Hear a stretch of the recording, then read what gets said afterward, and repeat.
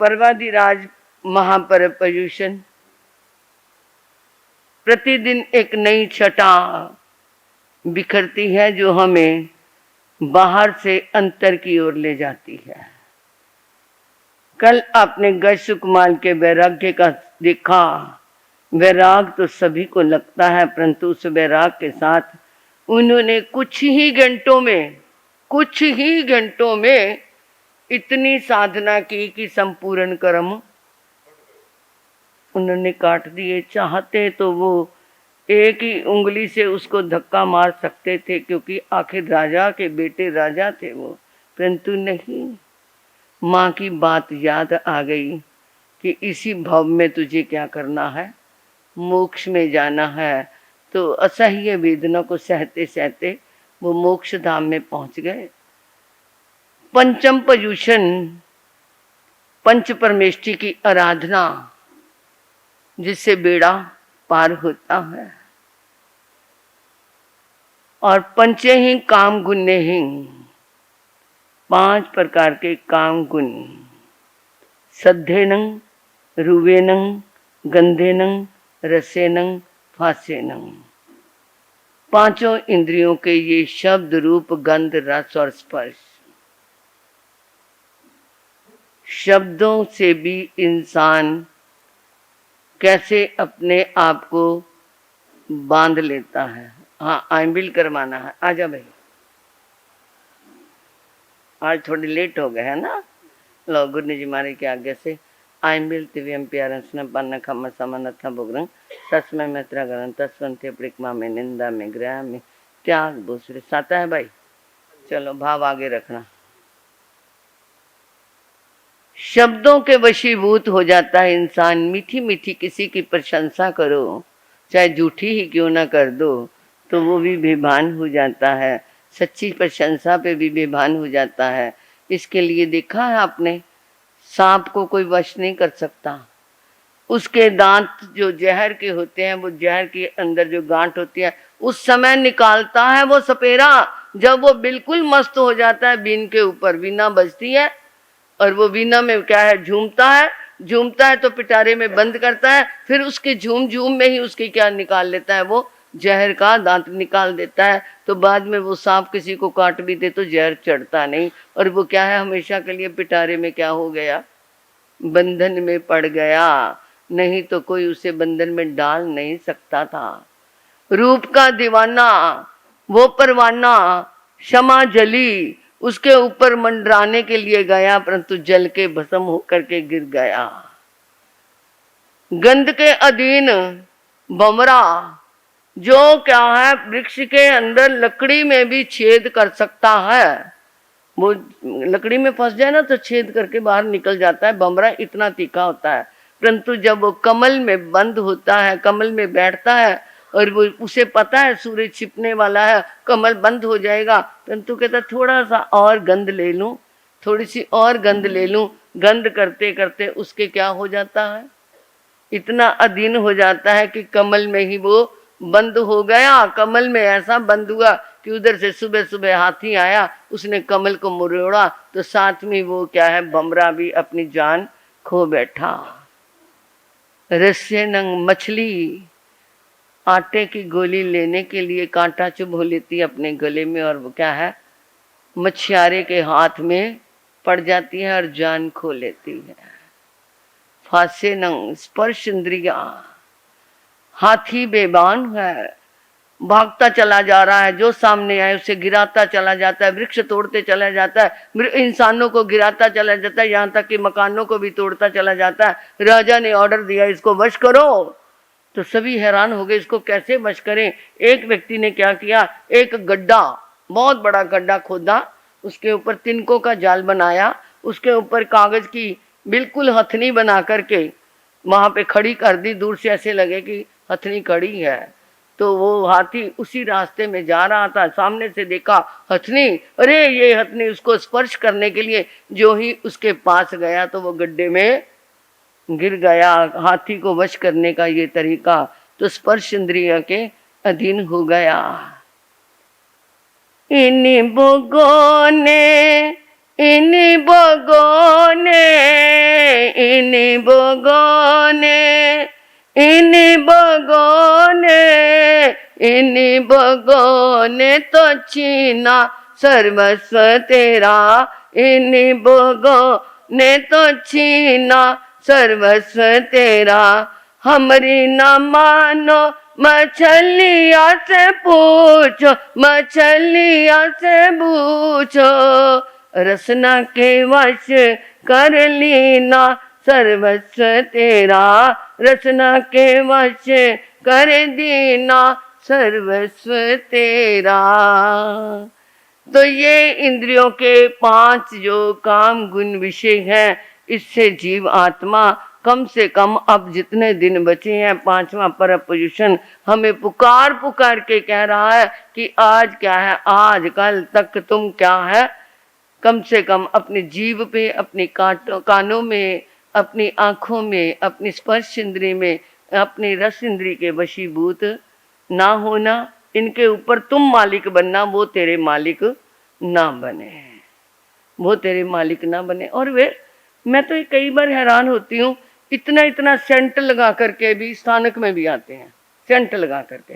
कितनी देर तक चलता है वो सेंट, कितनी देर तक उसकी खुशबू रहती है, उड़ जाता है। और वो सेंट भी क्या है, बदबू का रूप। 1000 रुपए की शीशी सेंट के लिए, और वो शरीर के पसीने ने उसको भी क्या बना दिया, उसे भी बदबू का रूप बना दिया। पैसा भी बर्बाद, और सेंट लगा लगा के क्या है, थोड़ी देर के लिए अपनी बदबू को क्या है, ऐसा मेरे को तो वो उल्टी सी आने लग जाती है जब कोई सेंट लगा के पास से भी गुजर जाता है। तो ये क्या है, ये इंसान तेरा शरीर गंदगी का घर है जिसको तू सजाता है, और इस गंदगी के ढेर को सजाते सजाते जो जिस चीजों से सजाता है उसको भी गंदगी बना देता है। एक राहगीर निकल रहा तो पास में रूड़ी का ढेर आ गया, गंदगी का ढेर आ गया, उसे बदबू आई। उसने पैंट से रुमाल निकाला और मुंह ढक लिया। मुंह ढकला तो गंदगी ने आवाज दी, और जाने वाले राही मेरी बात तो सुन के जा, क्या है तूने मुंह क्यों ढका, अरे तुझे नहीं पता तेरे में से बदबू आई है, तो सुन मेरी बात। एक दिन मैं मिठाई की दुकान पे रसगुल्लों के रूप में सजी हुई थी, तू आया, मुझे खरीदा, अपने पेट में डाला, और मुझे क्या बनाया, गंदगी बना दिया। मैं तो फलों की दुकान पे कश्मीरी सेबों के रूप में सजी हुई थी, तूने खरीदे, खाए, और उसे क्या बना दिया, गंदगी बना दिया। मैं तो अच्छी अच्छी चीजें थी, परंतु तेरे पेट की का संयोग मिला, उसके कारण मैं भी क्या बन गई, गंदगी बन गई। इसलिए किस चीज का मान करना है, ये तो क्या है, हमारे 3.5 करोड़ रोम, इसके एक एक रोम पर 2.25 रोग छिपे हुए हैं। एक एक रोम में 2.25 रोग छिपे हुए हैं। जब तक साता वेदनी है पता नहीं चलता, जिस दिन असाता वेदनी प्रकट हो गया उस दिन रोग बाहर निकल आएंगे। इसलिए इसको कितना सजा लो, इस देह को कितना सजाते हो, सजाते जब सजाते रह जाओगे, अरे आखिरी तो ऐसे ही जाना है। तो 5वां पर पोजीशन कहता है, इंद्रियों के दास मत बनो। कल तक हमने सुना था गज सुकमाल का वर्णन, नमस उखे एवं खलु जम्बू तेनंग कालेनंग तेनंग समेनंग बाराबती नेरिये, जहाँ पढ़ में जा बे रही तत्नंग बारा बिये नेरिये, बलदेवे नामक राया होता बनाओ, तत्सनंग बलदेव से रन्नो दारनी नामक देवी होता, तयरंग धारनी सिंह सुमने जहाँ गोई में नवरंग समूहे नामक कुमारे पनास बनाओ, कन्नाओ पनास दाओ 14 कुबाई अहिर जय मिसम रासाई परियाओ से संग संक्षेप जब संतुजे सिद्धे निखे एवं दमुहे विकुम दारे विदोनम पीपल देवम पिता धारनी सुया दारे भी एवं चेम नवरंग वसुदेवे पिया धारनी सुए एवं अनादिठी भी वसुदेवे पिया धारनी सुए एवं कल जम्बू समने नंग जाव संपत्ति नंग अठमस अंग संतगढ़ सानत तचस वगस तेरे समस अजैनस अह मठे पनते। अब जम्बू स्वामी फिर सुधर्मा स्वामी के चरणों में निवेदन करते हुए आए और हाथ जोड़ करके कहते, आपने मेरे पे बड़ी महत कृपा की, मुझे आपने गज सुकमाल का वर्णन सुनाया, अब प्रभु 9वें अध्ययन में प्रभु ने किस चीज का वर्णन किया है, तो उन्होंने कहा है जम्बू सुनो, उसी काल में वही द्वारिका नगरी, और उस द्वारिका नगरी में बलदेव महाराज अपनी जगीरी पर आधिपत्य करते हुए वहां पर निवास कर रहे थे, राज्य कर रहे थे। उनके परम आज्ञाकारिणी धारणी पत्नी थी। एक दिन धारणी ने शैया पे पिछली रात में शेर का स्वप्न दिखा, सजग हुई तो पति देव से स्वप्न का जिक्र किया। सूर्य उदय होने पर फिर विशेषज्ञों से पूछवाया तो पता चला कि आपके यहाँ पर एक अच्छे पुत्र की उत्पत्ति हो गई। जन्म हुआ, नाम सुमुख कुमार रखा गया। जवानी आई तो 50 कन्याओं के साथ उसकी शादी कर दी गई। वधु पक्ष की तरफ से 50 करोड़ का दहेज मिला। मैं सोचती हूँ 50 करोड़ का करते क्या थे? आप सोचते होंगे, मैं नहीं सोचती, क्योंकि मुझे तो पता है वो क्या करते थे। 50 करोड़ का क्या करते थे? यहाँ किसी के 50 करोड़ का दहेज आ जाए तो क्या है, उस बहू के पियर वालों की तो पूजा करेंगे, करेंगे ना। मेरी इतने बड़े घर की बहू आई है, उससे डर डर के भी रहेंगे, वो भी करेंगे। परंतु वो क्या करते थे, 1 मिनट में ही क्या है उस सब दहेज को छोड़ के त्याग के पथ को अपना लेते थे। आज ये दहेज एक हमारे समाज में अभिशाप बन गया है, लड़कियों के लिए अभिशाप हो गया है, उस बेटी के लिए मुश्किल हो गया जीना। परंतु पहले दहेज प्रीति दान शब्द बोलते थे, दहेज नहीं बोलते थे। प्रीति दान यानी प्यार से बेटी को दान दिया। आज तो उसे दहेज कहने लग गए। तो वो 1 मिनट में ही क्या छोड़ के साधु बन जाते थे। उन्हें तो ना पत्नी का पता था, ना फिर पैसे का पता था, ना दहेज का पता था, ना माँ बाप का पता था। माँ बाप का मोह भी छोड़ देते थे, ये मेरा है। पशु तो बिकते आए मंडियों में प्यारे प्यारे, पशु तो बिकते आए मंडियों में प्यारे प्यारे, बिकने लगे लड़के माँ बाप बने हथियारे, बिकने लगे लड़के माँ बाप बने हथियारे, शोक मनाए लड़की हो गई सब रो रहे हैं, वीर कह रहे हैं महावीर कह रहे हैं, इंसान बन के इंसान को जानो पर मार रहे हैं, वीर कह रहे हैं। इसलिए इस प्रीति दान को हमने जो दहेज का नाम दिया है, उससे क्या है समाज में कई विकृतियां पैदा हो गई। खैर उनका विवाह हुआ, 50 करोड़ का नगद धन प्राप्त हुआ और प्रभु का पदार्पण हो गया। सुखमुख कुमार भी प्रवचन सुना और संसार के प्रति विरक्त हो गया। आज्ञा ली और दीक्षा ली। थोड़े ही काल में 14 पूर्व का ज्ञान अभ्यास किया। 20 साल तक चरित्र पालन किया। अंतिम समय में शतरंजय पर्वत पे संथारा लेकर के मोक्ष को प्राप्त हुए। बोलिए सुमुख अनगारी की। इसी तरह ही फिर उन्होंने बलदेव के पुत्र और धारणी के अंगज द्रमुख कुमार दारू कुमार ने भी दीक्षा ली। अंतिम समय में संथारा करके सिद्ध पद पाया।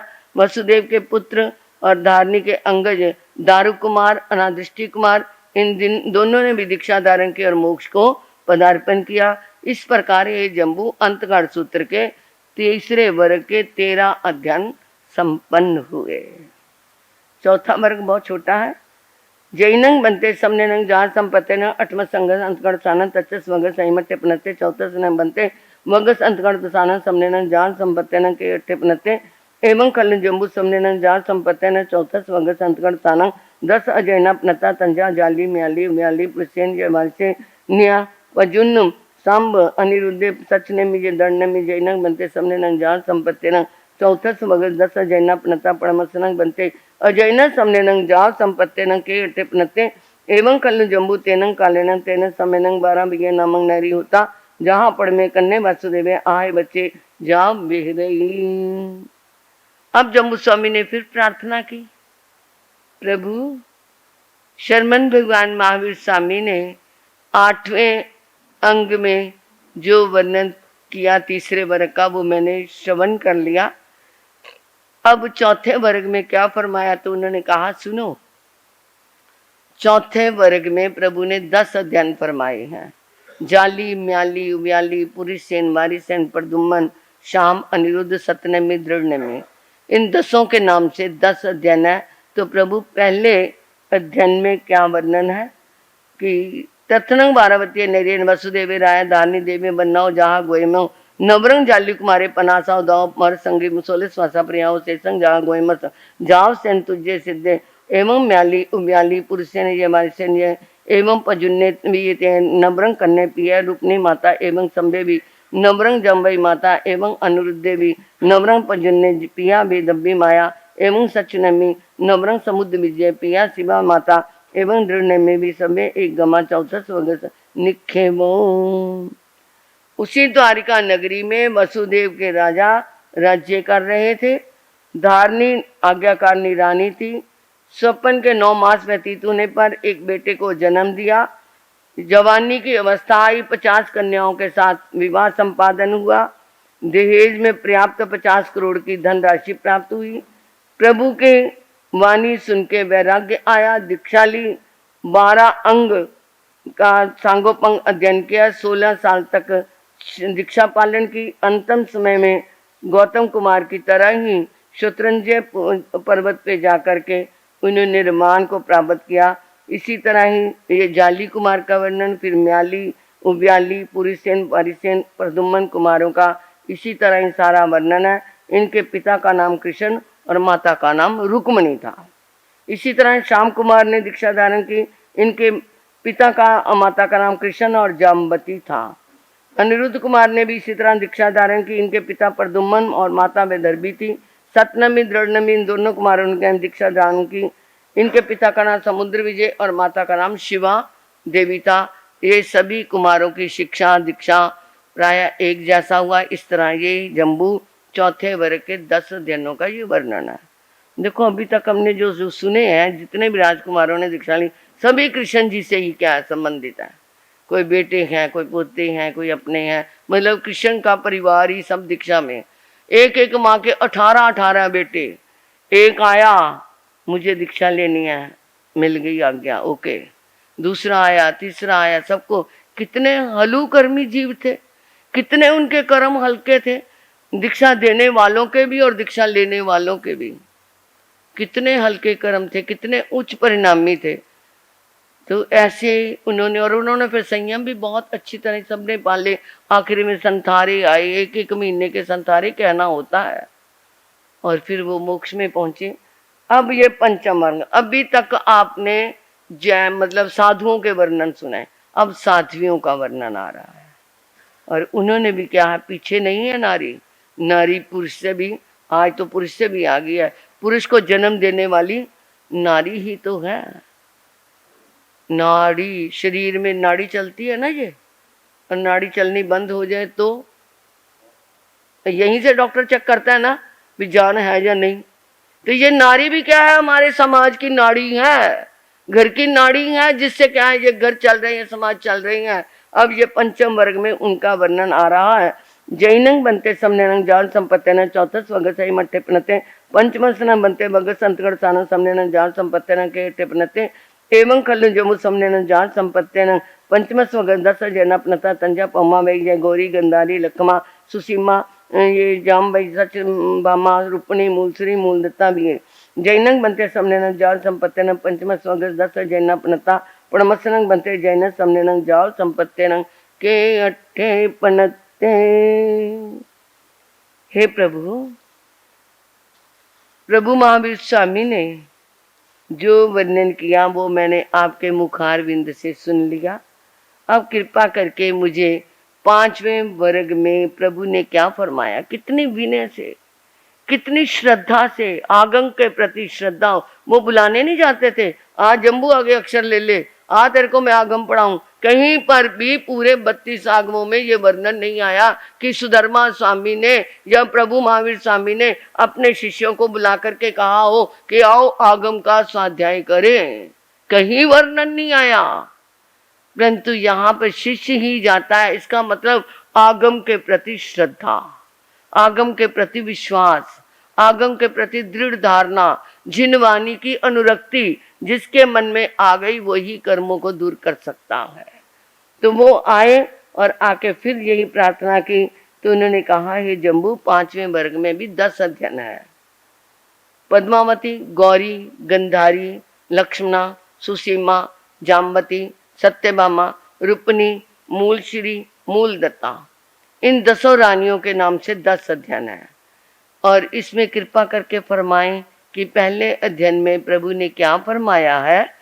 एवं कल जम्बू तेनंग कालेन तेने समयनंग 12 भैया नामंग नरी होता जहाँ पढ़ में जाव करने वासुदेवे आहे बच्चन जहाँ बे रही तस्रंग करने वासुदेव से पम्मा वही नामंग देवी होता बनाओ तेनंग कालेन तेने समयनंग अरा रिटने में समुसरे जहाँ बे रही कन्ने निगय जहाँ बजवा से तैने से पम्मा वही देवी इमिसे कहा है लदट्ठे समानी हट टुटे टूट जाप देवें जाप पजवा सही तैनंग अरा रिटने में कन्ने वासुदेव पौमावती देवी जाप दम कहा पर सब पड़ गया तैनंग करने वासुदेव अरंग रिटने में बंदे नमसे बंदिता नमसिता एवं व्यासी मिश्रंग बनते 12वती नैरिय दुबाल से जो इन आया माए जहाँ पचखंग देवलोक बुआए किम मूलाए विनाशे भविष्य कन्ना ही अरंग रिटने में कन्नंग वासुदेव एवं व्यासी एवं कल्लु कन्ना इमिसे 12वती नैरिय दुबाल से जो इन आया माए नव जो इन जहाँ पचखंग देवलोक बुआए सुरगी दिवायन मूलाए विनाशे भविष्य।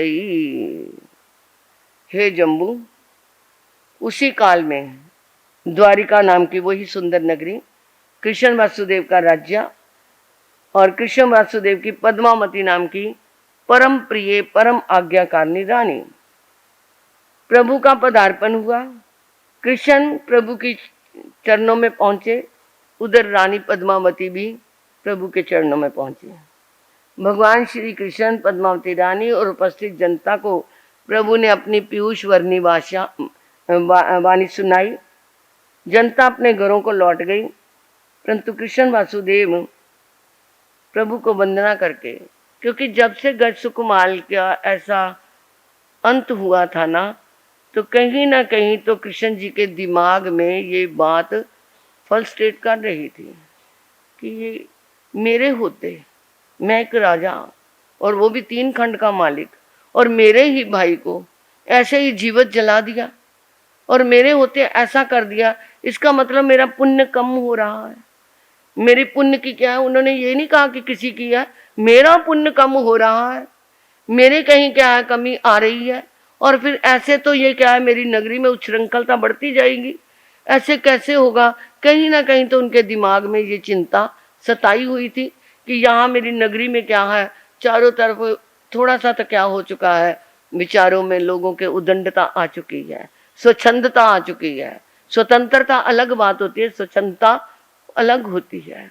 कहीं ना कहीं तो स्वच्छंदता आ चुकी है, और उसको इतना भी डर नहीं लगा कि ये राजा है जिसको मैं मार रहा हूँ और कृष्ण वासुदेव का भाई है। तो वो फलस्टेट हो रहे थे, एकदम क्या है बहुत बेचैन हो रहे थे, और प्रभु के चरणों में जाकर के वो बेचैनी में उनके अंदर से क्या भाव निकले।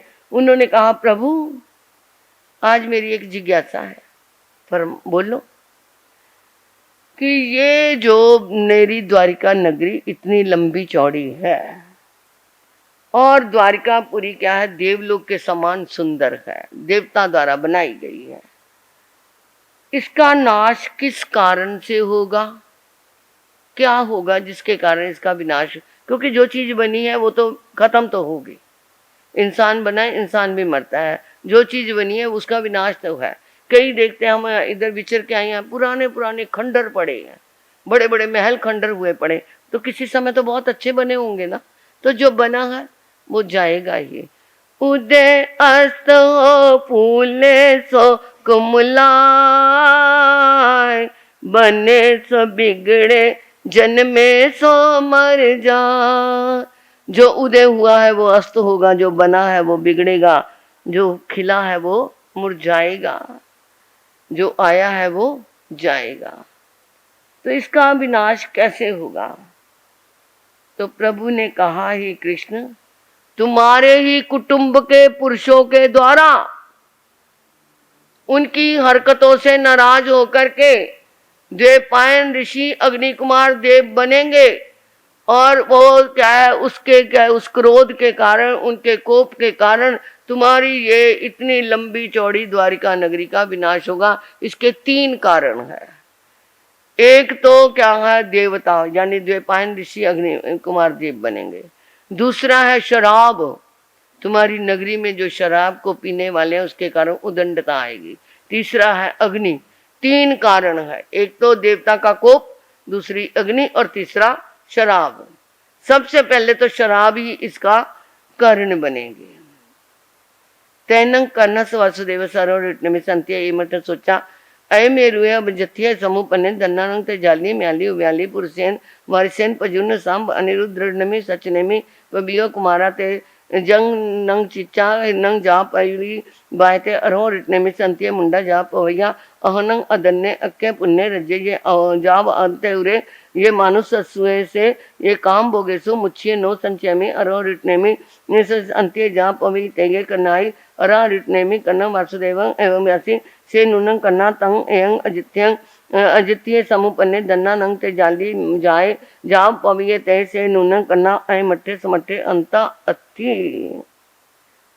अब वो कृष्ण में प्रभु के समीप में ये सुनकर के कृष्ण वासुदेव के अंदर एक विचार उत्पन्न हुआ, उदास से होकर के, कि ये जाली म्याली पुरुषेन वारिसेन साम प्रदुम्न अनिरुद्ध नेमी सतनेमी आये ये जितने कुमारों ने दीक्षा ली ये कितने धन्य हैं, कितने पुण्यवान हैं, जिन्होंने अपनी देव दुर्लभ संपत्ति को छोड़ करके प्रभु के चरणों में दीक्षा ली। और मैं कितना अभागा हूँ, मैंने पूर्ण कर जन्म में पुण्य उपार्जन नहीं किया, जिससे मैं राज सभा के ये दरबारों के अंतःपुर के मनुष्य संबंधी काम भोगों में निमग्न हो रहा हूँ। कभी मेरे मन में दीक्षा लेने की आई ही नहीं, कभी दीक्षा लेने का भाव ही नहीं आया।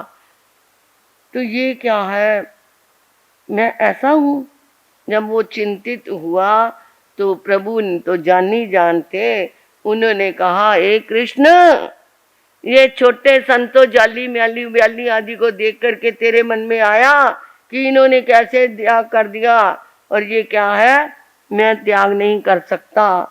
तंग नो खलु अकन्नार एतंग एवं भूयं वा भवं वा भविष्य वा जन्नंग वासुदेवे चैता हिरनंग जाप अभिसंति से कंठेनंग बनते एवं उच्चै नव एवं भूयं वा जाप अभिसंति कन्नाई अरा रिटने में कन्नम वासुदेव एवं व्यासी एवं खलु कन्ना सबे भी ये नंग वसुदेवा भवे न्यान कड़ा से एने थेनंग कन्ना एवं उच्चैना एवं भूयं जाप अभिसंति। हे कृष्ण, ये वासुदेव जो होते हैं पहले जन्म में निदान करके आते हैं, संकल्प करके आते हैं कि मैं इतनी संपत्ति का मालिक बनूं और संपत्ति को भोगूं। तो वो जो संकल्प किया हुआ है उसका फल ये है, तुम्हें ये सारी संपत्ति को भोगना है। वासुदेव क्या है, कभी भी दीक्षा नहीं लेता, क्योंकि वो छोड़ ही नहीं सकता, उसके वो संपत्ति का क्या है, निदान किया हुआ है। उसी के प्रभाव से कृष्ण तुम दीक्षा अंगीकार नहीं कर सकते। तुम अकृत पुण्य नहीं हो, कि ये नहीं कि तुमने पहले जन्म में पुण्य नहीं किया, तुमने संकल्प किया, निदान किया, और ये निदान ही तुम्हारे लिए ये दीक्षा के रास्ते में कांटा बन गया। तैनक से करने वासुदेवा आरटने में एवं व्यासी अनक बनते इो काले मासे कालंकिचा कहीं गमी सामी कहीं उविजीव सामी तैनक से अरा रिटने में करना वासुदेव व्यासी एवं कलु करना तुम 12 ये नैरिय सुरदिव्यायन कुमार कोव निदडाए अम्मा पिए निय गवि विपुहने रामेण बलदेवे सद्दी दोहिना वयालिंग अभि मुहे जेठिल पमुखन पंचन पणमानं पुंड्राय पुतानं पास पंडु मुहरं संपत्ति कोसम वन कानने नगो हरस पावर पायवस ए पुड़वी शिला पट्टय पिए पात पच्छाई शरीरे जान जर कुमारेन तिखं कोदंड विमुक्कन इसुना वाय पाए विद्ये समाने काल मासे कालंकिचा तच्चय पालो बालूप वाय पुड़विये उजलिए नरे निरयताय उबजी। उसके बाद कृष्ण जी ने फिर दूसरा प्रश्न कर दिया कि प्रभु, यहाँ से मर करके मैं अपनी आयुष पूर्ण करके कहाँ जाऊंगा, मैं कहाँ जाके जन्म लूंगा। तो प्रभु ने फरमाया, हे कृष्ण, एक दिन ये द्वारिका नगरी द्वैपायन ऋषि के कोप से नष्ट होगी। तुम अपने माता पिता से रहित होकर के अकेले ही बलदेव जी के साथ दक्षिण समुद्र के किनारे पांडु मथुरा की तरफ युधिष्ठिर आदि जी के पांचों पांडवों के पास प्रस्थान करने के लिए जाओगे। रास्ते में एक वन खंड आएगा, उसके ऊपर एक विशाल वट वृक्ष होगा, उसके नीचे एक पत्थर पे तुम पीताम्बर ओढ़े पड़ोगे और पृथ्वी पर एक पत्थर पे बैठोगे। और इधर से जरा कुमार तुम्हारा ही भाई, जरा कुमार तुम्हारा ही भाई तुम्हारे बाएं पांव में एक बाण लगाएगा। वो क्या समझेगा, ये तो हिरण की आंख है, क्योंकि तुम्हारे बाएं पैर में पद्म होगा, पद्म को चमकता वो ऐसे लगते हिरण की आंख चमक रही है। तो वो क्या है, तुम्हारे बाएं पांव में वो उसका बाण लगेगा और तुम्हारी आयु पूर्ण होगी और तुम तीसरी बालुका नामक पृथ्वी पे जाके जन्म लोगे। बालुका प्रभा नामक पृथ्वी में नारायण के रूप में जन्म लोगे। तैनंग से कन्नु वसुदेव नेमी संत्य मठन सोचा निसम हो जाव जाए कन्याई अरा रीतिमी कन्न वसुदेव व्यासी मानंग तुम देवानुप्या हुए जाव जाए एवं कलु तुम देवानुप्या तचाओ पुड़विया उजिलिया नंत्रंग उठिता इवं जम्मू दीवे 12 मासे आगम ऐसा सपनीय पुंडेसु जन वैसु साई द्वारे 12 समय अमम्मे नाम अरा शशि तत्थंग तुम बहुयं मासाएं केवली प्रियांग पौनिता सिज हसी। उसके बाद कृष्ण वासुदेव ने ये बात सुनी तो और भी गंभीर हो गए, विचार मगन हो गए कि मैं तीसरी पृथ्वी में जाके जन्म लूंगा। तो उन्होंने उस समय कहा, चिंतित देख करके, कृष्ण किसी प्रकार का कोई विचार ना करो, वहां से तुम निकल करके जम्बू द्वीप के भरत क्षेत्र में भविष्य में आने वाली उत्सर्पणी काल में तुम पुंड देश के अंतर्गत शतद्वार नम नगर में अमम नामक बार में तीर्थंकर भी तुम ही बनोगे। वहां तुम बहुत वर्षों तक केवली पर्याय पालन कर सिद्ध प्राप्त करोगे। ऐसा सुना तैनंग से करने वासुदेवे अरोरिट ने संत्य मठन सोचा निसाम हट टूटा फोड़े फोड़ीता वग्गई वग्गिता तिमिंग छिंदे छिंदिता सिंह नायक रही करईता अरंग रिट नेमी वंदई नमसे वंदिता नमसिता तमेव अभिषेकं अति रयन द्रोही द्रोहिता जनेव नबई नेवरी नैरी जनेव जाओ सह गिए तनेव वगै अभिषेक हथी नाव पचरो पचरिता जनेब मैरिये उठान साला जनेब सह सिंहासने तनेव गचे गोचा सिंहासन वर्णनसी पुव्रत अभिमुए निशिये निशिता कुंडम्बिया पुष्य सदा वही तैवं व्यासी। अब कृष्ण महाराज एकदम क्या है, खड़े हुए 3 बार अपनी जांघों पे हाथ मार के प्रसन्नता से सिंहनाद किया, पैरों में जान आ गई, एकदम थिरकने लगे कि क्या है, चलो नरक में तो जो हो गया, परंतु मैं क्या बनूंगा, तीर्थंकर भी तो मैं ही बनूंगा। एकदम वो क्या है, खड़े हुए प्रभु को सिंहनाद करके वंदना की, जयकारे लगाए और जहां से वो क्या है, द्वारका नगरी की ओर अपने महल में आए और महल में सिंहासन पे वहां आए और आकर के उन्होंने पूरब की ओर मुंह करके वहां पे अपने कौटुंबिक पुरुषों को, सेवकों को बुलाया। गच्छनंग तुबे देवनुप्य 12 वे नैरिय सिगाणंग जाव अवगे से माने एवं वे एवं कल्लु देवनुप्य 12 नैरिय दिवाल से जो न आय माए जा पचकंग देवलुग बुआए सुरगी दिवाए मूलो स्तिमाए विनाशे भवसे तंग जंगनंग देवानुप्या त इच्छे 12 नैरिय नायावा जुवरायावा इश्रे तलवरे मंडम्बिये कुडम्बिये विसेटिवा देवी वा कुमारो वा कुमारी वा अरो रिटने में संतिये मुंडे जा पवैये तंग ना करने वासुदेव से जय पच्छा तुरस विये से आह पवित्रं वित्तं अनुजानाय मैया निर्दीश कार समुदायनं से निखमनं करई 2 चंपी तन चंपी भी गोस नमं गोसे गोसेता मम्यं एवं आनत्य पचपिना तैन से कुंडम्बिया पुरुषा जा पचपिनंती। अब वो आए, सिंहासन पे बैठे और अपने क्या है, सेवकों को बुला करके कहा, जाओ 2 राहे पे 3 राहे पे 4 राहे पे नगरी के अंदर पूरी नगरी में क्या है, घोषणा करके आओ और क्या है, सबको बुलाओ कि कृष्ण महाराज ने पूरी नगरी को बुलाया है। अब वो वहां पे नगरी वालों को संदेश मिला और वो क्या है, इकट्ठे हो गए, पता नहीं राजा ने आज क्या देना हमें जो सारी नगरी को बुलाया। अब वो जब इकट्ठे हो गए तो वहां पे प्रधान सिंहासन पे खड़े होकर के उन्होंने कहा, सुनो, द्वारिका के बड़े बड़े जागीरदार, राजा, युवराज, राजा के प्रधान, राजा के प्रिय पुरुष, छोटे जागीरदार, कोतवाल, कुटुंब के स्वामी, यानी छोटे बड़े सभी जो भी क्या है दीक्षा लेना चाहे वो ले ले, क्योंकि प्रभु ने फरमाया है कि हमारी नगरी का विनाश, अब ये नहीं कहा मेरी नगरी, क्योंकि प्रजा सामने है, तो हमारी नगरी का विनाश शराब के कारण, सुरा और क्या है देव की प्रकोप के कारण और अग्नि के कारण होगा। इसलिए जो बचना चाहते हैं तो वो क्या कर ले, जिसने भी दीक्षा लेनी है ले लो। ये चिंता ना करना कि पिता चला गया तो पीछे कमाएगा कौन, उनके परिवारों का प्रतिपालन मैं करूंगा, राज्य की तरफ से उनका प्रतिपालन होगा, उनकी पढ़ाई का, लिखाई का, पालने का, पोषने का, उनको नौकरी देने का, सब तरह का इंतजाम राज्य की तरफ से होगा, ऐसा संदेश दिया। और ये साथ में ये भी कहा कि जितनी शराब है, शराब की भट्टियां हैं, शराब की दुकानें हैं, सबकी शराब इकट्ठी करके बाहर जंगल में फेंक के आ जाओ। शराब की एक बोतल क्या, एक इतना सा भी क्या है, बूंद भी क्या है नगरी के अंदर नहीं रहनी चाहिए। ना होगी शराब, ना होगा ये सारा उत्पात। तो वो क्या है, शराब फिकवा दी। तैनंग सा पम्मा वही अरों रिटने में संते दमंग सोचा निसम हाट टुट जा भैया अरंग रिटने में से वंदे नमसे वंदिता नमस्ता एवं व्यक्ति सदा मिनक बनते निगंतरम पवें से जय तुबे मदन जय नवरंग देवन प्रिय कन्न वासुदेव आयु अच्छो आप उच्छामी तैनंग से देवन अह देवन प्रिय अंत्य मुंडा जा पवेसामी आह सुए देवन प्रिय मां परिबंधन करे। अब जी मेरा दीक्षा की बारी सबसे पहले उसके घर से ही शुरू हो गई।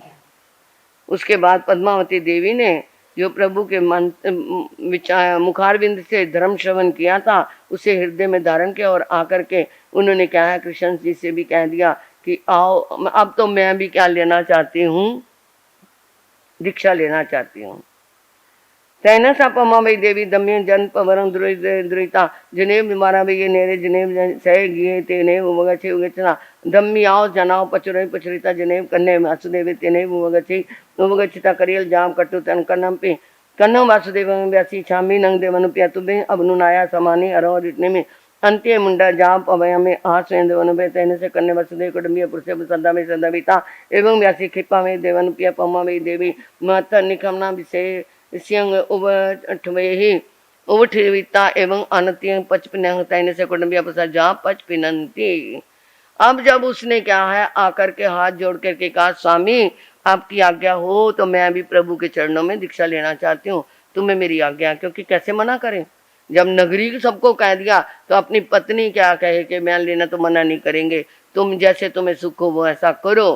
तो पद्मावती रानी के योग्य बड़े समारोह के साथ इधर दीक्षा की तैयारी हुई और दीक्षा के महोत्सव की तैयारी का आदेश दिया और उन्हें कहा पूरे रथ आदि तैयार करो और इसकी दीक्षा देनी है। इधर प्रभु से जब कृष्ण जी ने ये पूछा था कि जब ये देव अग्नि कुमार देव बनेगा तो ये क्या है, उस समय उसकी अग्नि के प्रकोप को कैसे रोका जा सकता है, तो उन्होंने कहा था अगर तेरी नगरी में एक आइमिल रोज, कितनी लंबी चौड़ी नगरी, कितने लोग होंगे, एक आइमिल, केवल एक आइमिल तेरी नगरी में एक रोज हो जाएगा तो अग्नि कुमार देव का प्रकोप काम नहीं करेगा, तब तक ये अग्नि नहीं जलेगी, तब तक ये नगरी नष्ट नहीं होगी। तो उन्होंने उस समय सूचना में भी कहा था कि देखो ये अग्नि से बचना चाहते हो तो आइमिल की आराधना शुरू कर दो। तो घर घर में आइमिल होने शुरू हो गए थे। इधर तैनक से करने वासुदेव पम्मा में देवी पट्टंग उद्रोहिता अठ सैनंग सौवर्ण काल सेनंग जाव निखमन विषयनंग अभिसिंचिता सब अलंकार विभूषण करिता पुरुष साहस वाहिनी शिवेन द्रोह उहाद्रोह वैता 12 वैये नरिय मज्जंग मजेन निगच्छे निगच्छिता जनेव रेवे पवे जनेव साइंस वन्य उजाने तनेव ओगच्छे उगच्छिता सिंह टवई टवैता संपादन कर पद्मावती पटरानी की तरह इन सब ने क्या है शाम कुमार की द्वितीय पत्नी मूल दत्ता ने भी दीक्षा धारण करके निर्वाण पद को प्राप्त किया।